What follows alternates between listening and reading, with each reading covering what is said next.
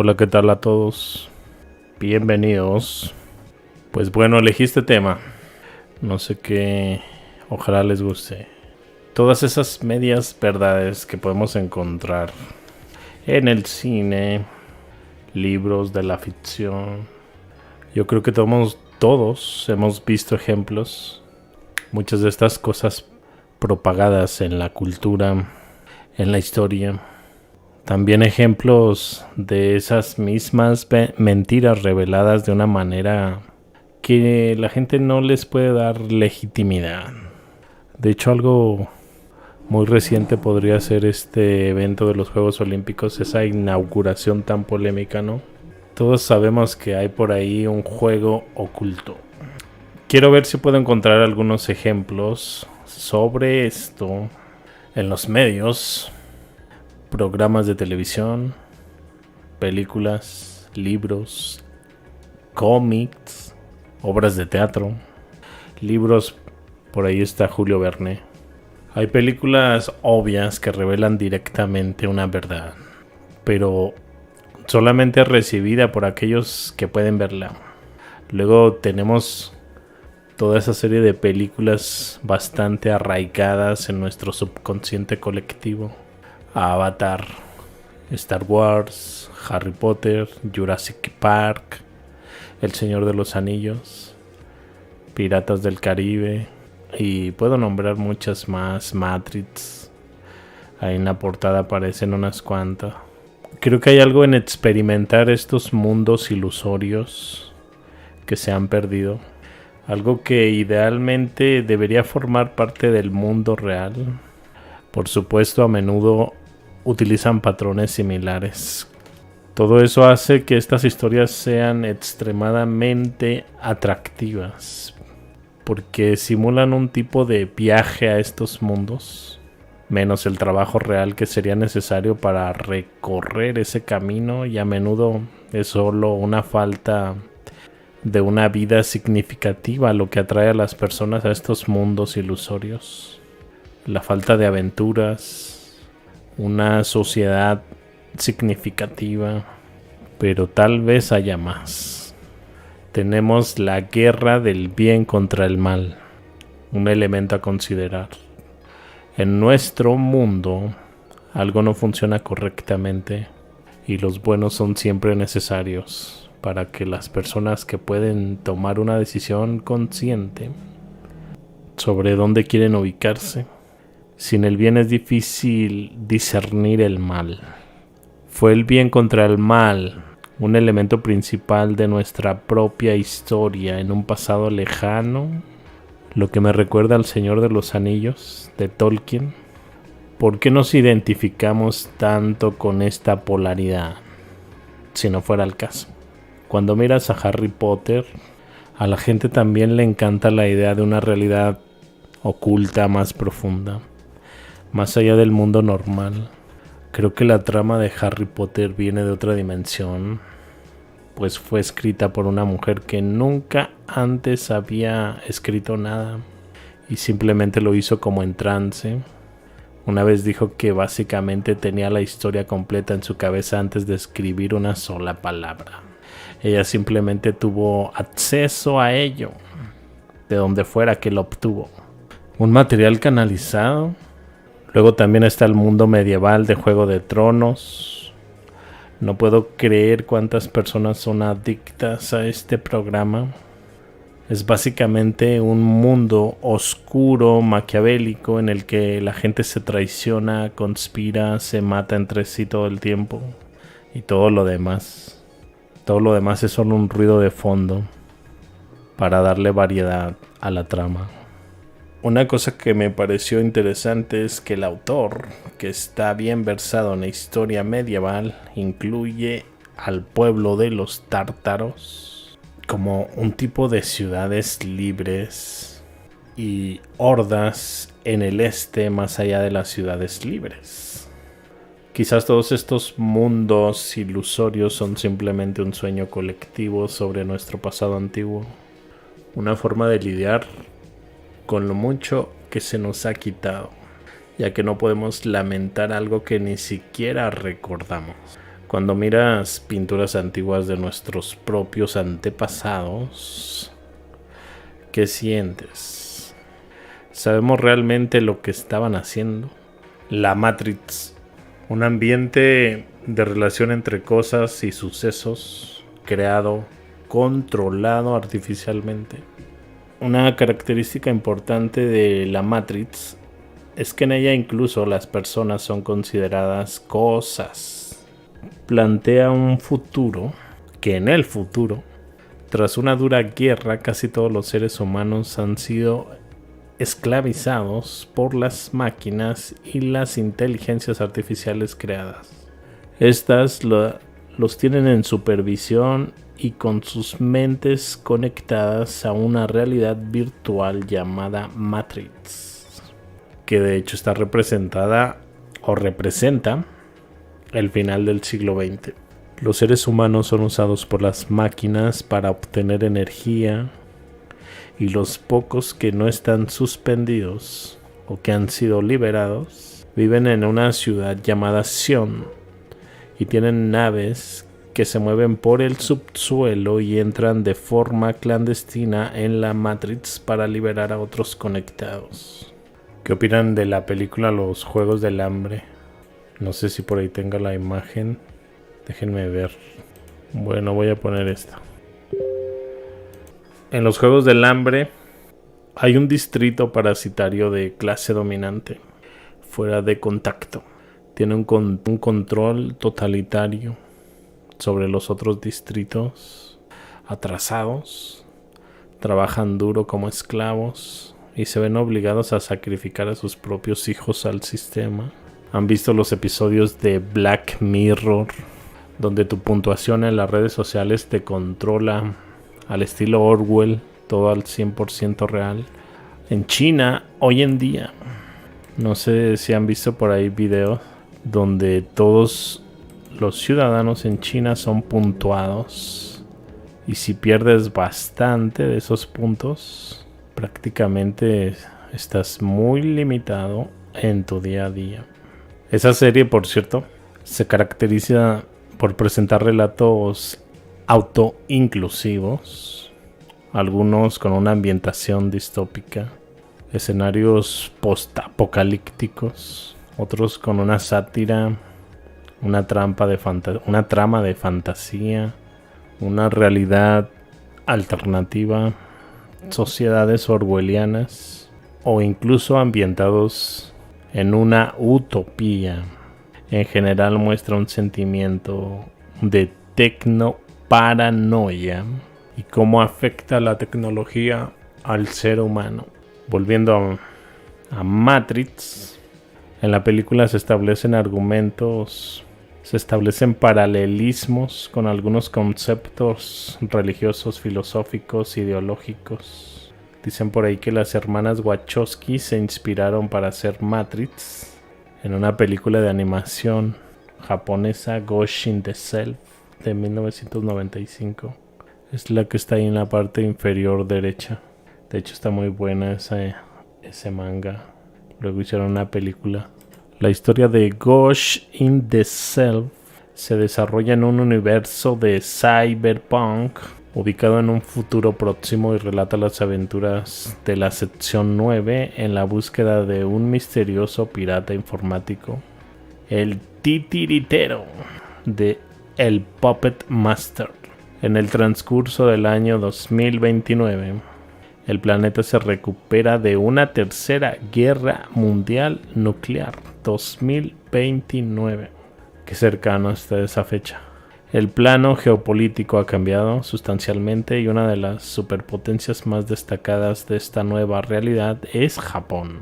De este modo surgió una nueva guerra fría que convierte a la política internacional en una entreversada lucha de intereses maquiavélicos enfrentados a la delincuencia tecnológica y al terrorismo cibernético. Como consecuencia, los delitos electrónicos se convierten en un objetivo primordial para la seguridad internacional de todos los países. Por ahí va la trama. ¿Han visto por ahí la información que maneja el Capitán América? En esta película del Capitán América No sé si la llegaron a ver, El Soldado de Invierno. Fue básicamente la conspiración del nuevo orden mundial en forma de película. Al interrogarlo, descubren que Zola desarrolla un algoritmo que puede identificar a individuos que podrían ser una amenaza futura para Hydra y que el proyecto InSyke fue desarrollado realmente para eliminar a esos individuos y a millones de inocentes usando armas guiadas por satélite, los helicarriers del proyecto, como el rayo de la muerte de Tesla. Hay de hecho una wiki por ahí, rayo de la muerte, que te da una imagen de todos estos satélites dirigiendo rayos a partes específicas en la Tierra. De hecho, ando haciendo por ahí un mapa de Google Maps. Estaba checando que hay zonas bien solitarias y donde de hecho se ven como indicios de antiguas ciudades, así como que nada más quedaron marcadas las manzanas, pero también hay algunos cráteres como si hubiesen caído bombas, pero así seguidas. De hecho, cuando vi eso se me vino a la mente un tipo de rayo desde el cielo dirigido a partes en concreto. Luego les muestro. Eso lo encontré, si no me equivoco, en Irán y creo que en algunas zonas del Tíbet. En la película también se revela que desde su fundación tras la Segunda Guerra Mundial, Hydra ha operado en secreto dentro de S.H.I.E.L.D. Hydra es el malo dentro de S.H.I.E.L.D., sembrando el caos global para que la humanidad renuncie a su libertad a cambio de seguridad, que es algo que está pasando también hoy en día. Te quitan libertad para darte seguridad, pero ellos se quedan con ese poder. Además descubren que Pierce es el líder de Hydra dentro de S.H.I.E.L.D., quien es capaz de intercambiar o vender su libertad por seguridad. No merece ni libertad ni seguridad. Levitt Van Voltaire, algo así se llama. Que de hecho ese hombre es como del 1800. Tiene por ahí un libro donde habla sobre los tártaros, pero los pinta como muy salvajes, incluso hasta caníbales. No sé si Voltaire estaba haciendo también parte de la reescritura, porque ese libro siento que no retrata tanto la realidad. ¿Han visto la película de Truman Show? Un tipo de cúpula, un mundo especial para Truman. Ahí les van algunas imágenes. Con eso está bien. Pues en sí es como un tipo de Big Brother. Una vida de una persona en directo. La historia de una vida. Película de 1998. Comedia dramática, ciencia ficción. Ok, Truman Burbank, adoptado y creado por una corporación dentro de un show televisivo de realidad simulada que se centra en su vida hasta que él lo descubre y decide escapar. Todo el tiempo está frente a las cámaras, aún antes de nacer, aunque no era consciente de este hecho. La vida de Truman es filmada a través de miles de cámaras ocultas las 24 horas del día, transmitido en vivo para todo el mundo, lo que permite al productor Harris captar la emoción real de Truman y su comportamiento humano cuando se enfrenta a determinadas situaciones. La ciudad es un decorado construido bajo una cúpula tan grande que incluye un sol, un firmamento y un mar artificial. Suena muy de tierra plana, ¿no? Siendo por su tamaño visible desde el espacio. Es muy grande el escenario.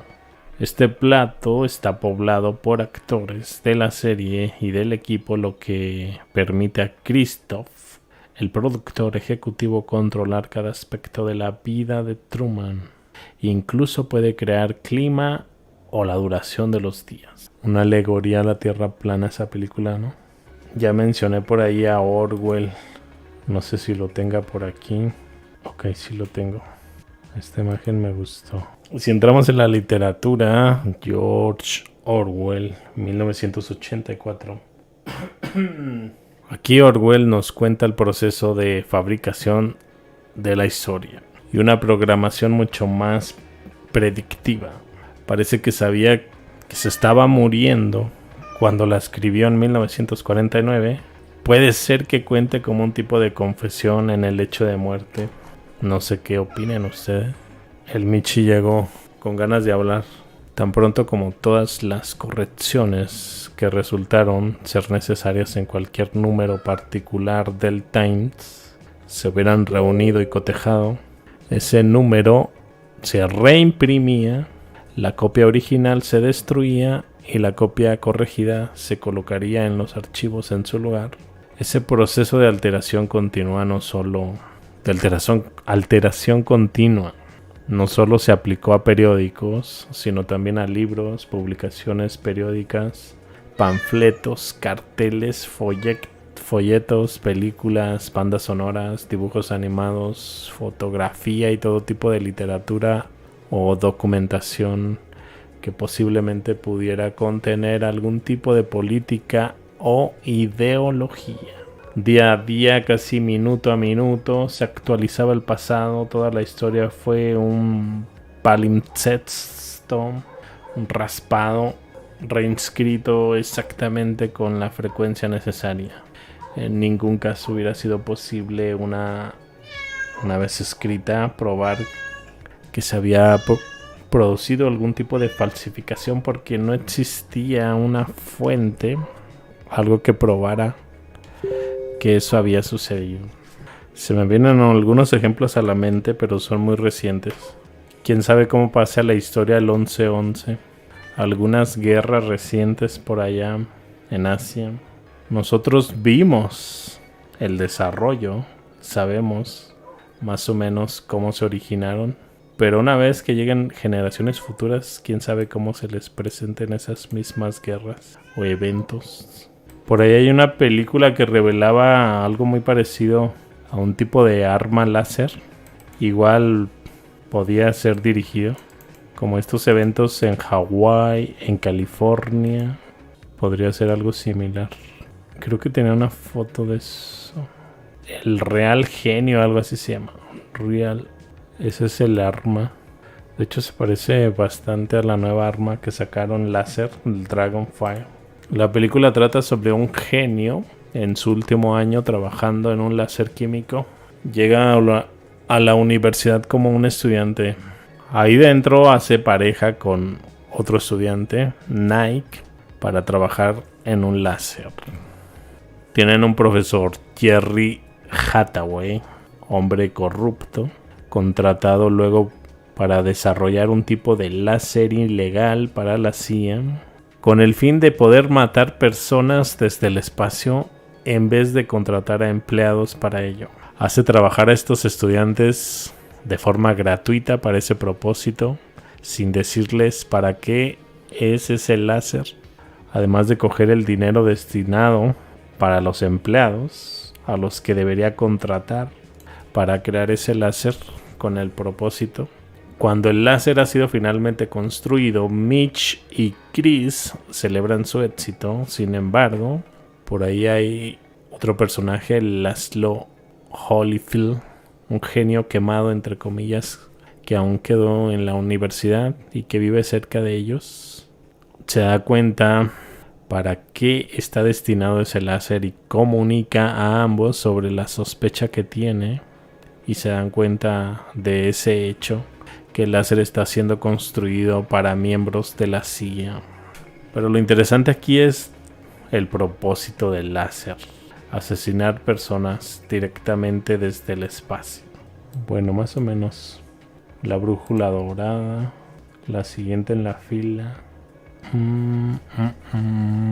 A ver, voy a poner la portada. Aparte de que se muestra un tipo de mundo mágico, magia y todo eso, es curioso la arquitectura que manejan y la tecnología. Se parece mucho a la tecnología de la ciencia ficción que se manejaba en el 1900. La arquitectura es con este tipo de edificios grecorrománico, con esas grandes cúpulas, y curiosamente usan el Zeppelin. No sé si ya vieron el video de Ada o el ardor. Ada en la novela vendría a significar algo así como fuego, casi como el tártaro. En el video señalé de que se maneja como dos tierras paralelas, una llamada Demonia y la otra es la tierra en la que vivimos. Curiosamente, en la tierra paralela existe una nación llamada Tartaria y en la nuestra no existió nunca. En esta película, La Brújula Dorada, también se maneja una idea sobre mundos paralelos, naturaleza de las almas. Aquí aparecen otras cosas curiosas como conspiraciones delictivas organizadas, extravío de niños que desaparecen, cosecha de seres humanos. La película es del 2007, basada en un libro de 1995. Luces del Norte se llama el libro. La primera novela de la trilogía de la materia oscura de Philip Pullman. Narra las aventuras de una chica llamada Lyra Belacqua, una huérfana que vive en un universo paralelo en el que un poder dogmático llamado Magisterio se opone a la libre investigación.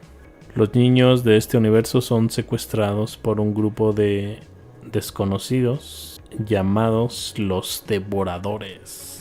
Dicho grupo de hecho cuenta con el apoyo del Magisterio, que es la autoridad en este mundo. Lyra se une a una tribu de marinos en el viaje al Polo Norte, donde está la tierra de los osos polares acorazados. Se lanza en busca de los niños desaparecidos. En esta tierra alternativa hay una poderosa iglesia llamada Magisterio, controla estrictamente las creencias y las enseñanzas de la población. En este mundo el espíritu interior de cada persona existe parcialmente fuera del cuerpo, manifestándose como un compañero animal llamado Daimonium. El Daimonium se comunica con la persona y debe permanecer en estrecha proximidad física. Las brujas, sin embargo, tienen daimones con forma de pájaro que son capaces de viajar largas distancias desde sus cuerpos. Bueno, para acabar pronto, estos daimonium, curiosamente investigando la palabra, era algo de lo que ya venían hablando los griegos, que era como un genio protector. De hecho, daimonium era prácticamente demonio. Y mira que este concepto de genio protector está también impregnado en el folclore árabe. De hecho, los genios, los jinns árabes, es la contraparte de los demonios. Simplemente con que investigues esa palabra, me llevó a todos esos resultados. Primero la explicación en la película. Se supone, en la película... por cierto, antes de seguir...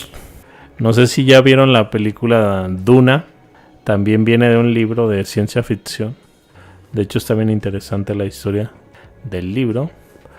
Pero en esta segunda entrega me pareció curioso que el llamado elegido, algo así, no me acuerdo qué le hicieron beber algo. Pero sentí que fue como un tipo de entidad, tipo genio. Hasta se le pusieron los ojos azules. No sé si alguien la vio. Como que era poseído por una entidad. Algo así se dio a entender en la película. Y ya con esa entidad dentro va a liderar un tipo de rebelión. De hecho creo que van a sacar otra película. No sé si en este mismo año alcance a salir. Sí me quedé con ganas de ver la continuación. También, bueno, lo que me llamó la atención es que también manejaron este concepto de genios. De hecho creo que en la inauguración de estos Juegos Olímpicos también era un tipo de genio, ¿no? Ahí donde hicieron este tipo de representación medio satánica de la última cena. Ok. En la película, cuando un humano muere, su daimonium también muere. Desaparece para siempre. La palabra usada en la versión inglesa... por cierto, si quieren saber más sobre ese tema de los genios... Por ahí tengo un video, no sé si en el otro canal, creo que sí, sobre los genios muy detallado. O si no, pueden buscarse el del rey Salomón, de un libro que se atribuye a él, Las clavículas de Salomón. Creo que de hecho de ahí vienen todos estos ritos de exorcismos. Ok, la palabra usada en la versión inglesa de los libros daemon es una referencia directa a la mitología griega. El nombre te conduce a la mitología griega, donde daimon es un término utilizado para referirse a diferentes realidades que comparten los rasgos fundamentales de lo que en otras tradiciones se denominan ángeles y demonios, como si fueran algunos buenos y malos. Me recuerda también al folclore de la India. He hecho varios videos sobre algunos dioses de la India y resulta que algunos en un principio eran como un tipo de demonios y luego pasaban a ser bueno. Está medio raro. Y luego los colores en azul me recuerdan mucho a los genios también. Aquí entran los genios protectores. Hay textos de Homero, habitualmente tenía el significado de una divinidad indeterminada. Cuando se aplicaba a la vida del hombre, equivalía a la fortuna, la suerte, un genio protector, el destino o la fatalidad. Esa palabra, daemon, es de hecho Homero el que me da lo que buscaba. Daemon era un genio protector. No sé si fue herencia venido directamente de esa zona o cómo desarrollaron los griegos ese concepto muy similar. De hecho, un símbolo que usan ellos, que es casi lo mismo que un genio, es la medusa, la gorgona, también protectora, que se ponía en las entradas de las puertas para alejar a los malos espíritus. Era como un tipo de entidad muy similar a un genio. De hecho, hay otro dios egipcio llamado Bes, que es un enano. Ese sí, de hecho, denominado genio, como con cara de felino. También se usaba en las entradas de las casas, o los guerreros lo llevaban en sus escudos o cosas así, para alejar a los malos espíritus. De hecho, no han visto muchos escudos griegos con las gorgonas. De hecho, casi siempre se representa como un tipo de cara sacando la lengua. En Grecia pues se le agregaban serpientes en la cabeza. Pues bien, aquí tienen la misma función para los griegos, este tipo de genio protector, su daimon. Sócrates decía que se dejaba orientar por su daimon. Lo llamaba voz profética dentro de mí, que proviene de un poder superior. Bueno, y no es por nada, pero si le rascas más al tema encuentras más paralelo. Muchos de ellos vinculados también incluso utilizando alucinógenos como hongos. En algunos otros, en los pueblos acá en América se utilizaban esos hongos alucinógenos para hablar con este tipo de entidades que también eran como un tipo de consejeros, así como menciona Sócrates. Solo que acá se les añade otro tipo de carácter medio travieso que en Egipto sí se le dio a Bes. Bes era como muy travieso, algo que te puede dar risa, pero al mismo tiempo puede darte mucho miedo, como que tenía dos facetas. Véanse por ahí mis documentales sobre los payasos sagrados de algunas de las tribus en el norte de los Estados Unidos. En México también hay algunos que manejan ese concepto, como los coras de Nayarit, los yaquis. Tienen por ahí un tipo de Semana Santa medio extraña y manejan un tipo de payaso sagrado. Bueno, ya me desvié mucho. Esa voz de la que habla Sócrates, de su interior, le advertía a él cuando cometía errores, pero nunca le dijo qué hacer, o lo presionó en lo siguiente de no hacerlo. Sostuvo además que todos poseen un daemon interior. El concepto daemonium recuerda las filgias de la mitología nórdica. Esas filgias son muy similares. No sé si eran las arpías o las gorgonas de la mitología griega. Eran algo similar. Para los nórdicos, un hombre guerrero consecuentemente tenía, por ejemplo, un lobo o un oso por filgia, algo que se manifestaba en forma de un animal. Estas aparecían durante el sueño, pero las sagas relatan que podían aparecer cuando una persona estaba despierta. Y ver una filgia en forma de quizás el animal, lobo, oso, era un presagio de una muerte inminente. La chica de esta película se llama Lyra Belacqua, cuyo daimonion se llama Pantalaimon, el dios Pan, entre comillas. Pantalaimon.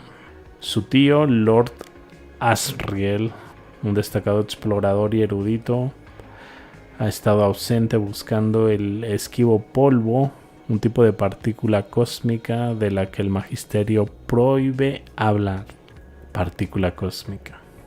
Asriel hace una presentación ante todos los eruditos sobre su descubrimiento de que el polvo existente en el Polo Norte une mundos infinitos.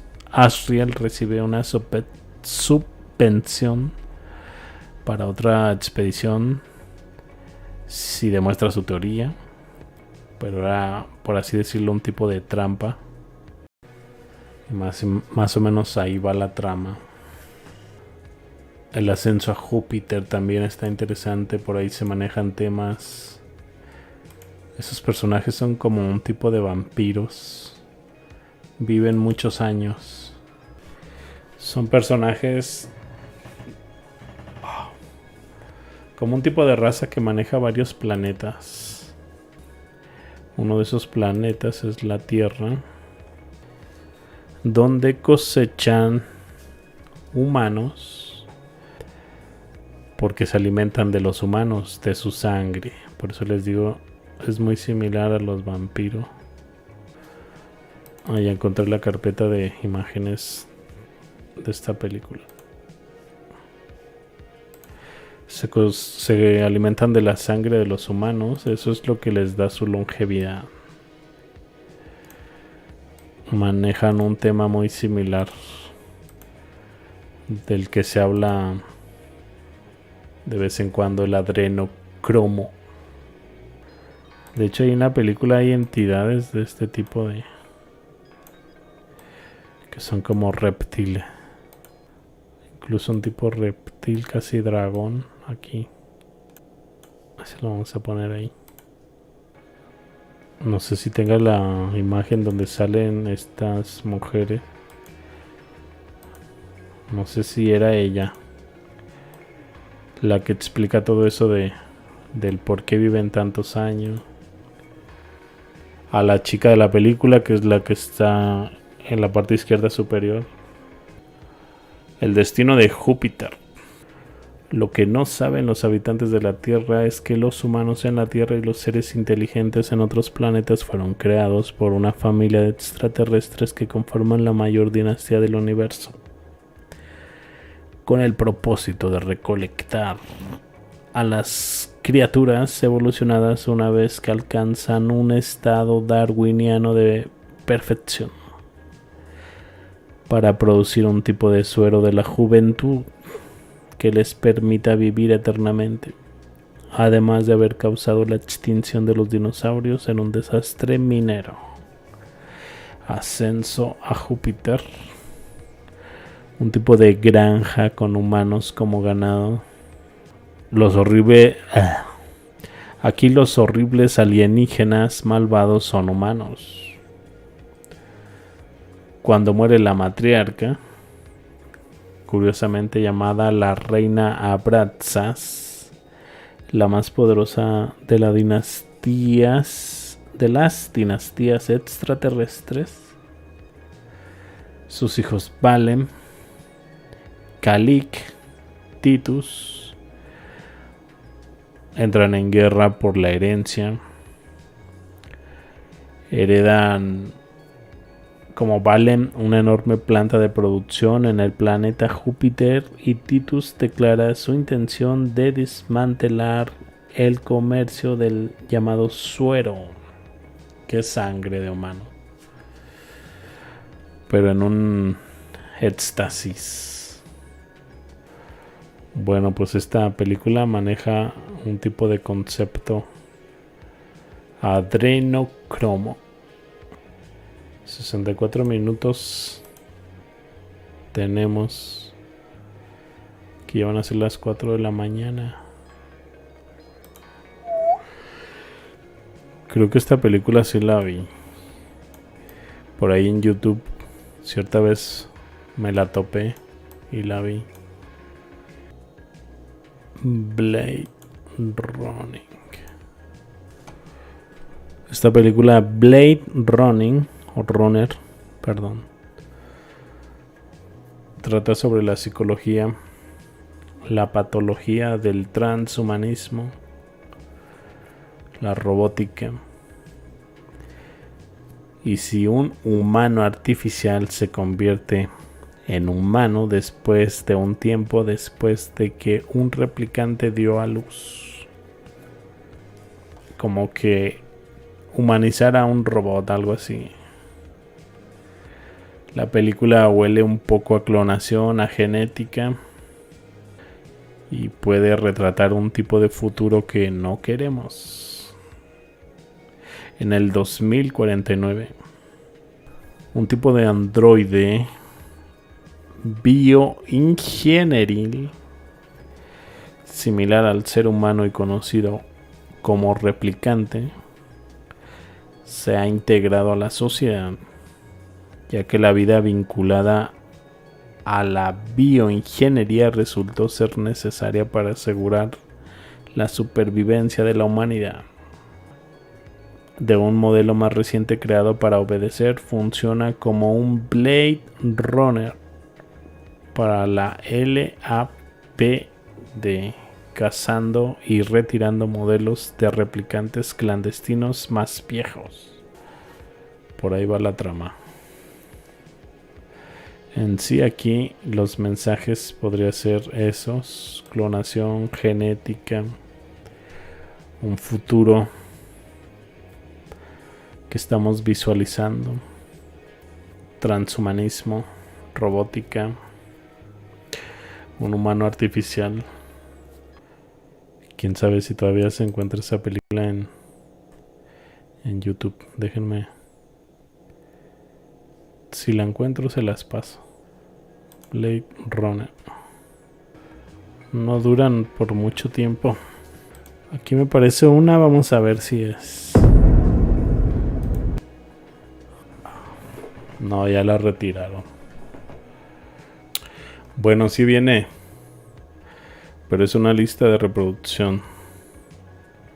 A ver. ¿Cómo puedo tomar esta lista de reproducción completita? Ah, ya. Ahí está. Les voy a pasar el link de esa lista de reproducción, que es la película completa. Yo me voy a retirar, ya me estoy durmiendo. Claro que hay muchos más ejemplos, por ahí pónganme en los comentarios para sacar más de este tipo de referencias, medias verdades.